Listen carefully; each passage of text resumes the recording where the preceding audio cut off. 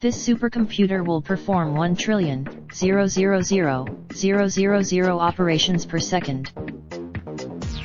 A government laboratory in Illinois will receive the fastest supercomputer in the United States in 2021, and it will be the first to hit what's called exascale level processing.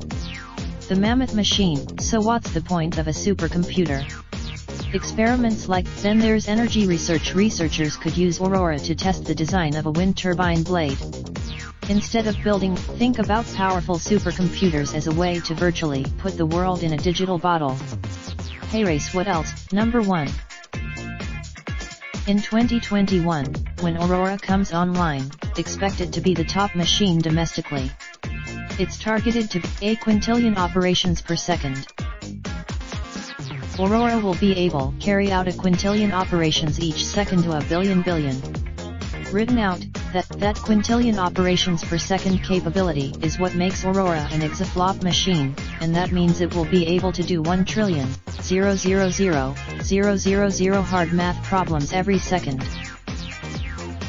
The top supercomputers right now are measured petaflops. A sprawling machine. The fastest supercomputers on the planet are about 200 petaflops, so this is on the order of 5 to 10 faster, says Peter Ungaro, president and CEO of Cray. It is a massive jump. A billion laptops. If you assume a typical laptop can carry out a billion operations per second, Aurora is the equivalent of a billion laptops all connected together.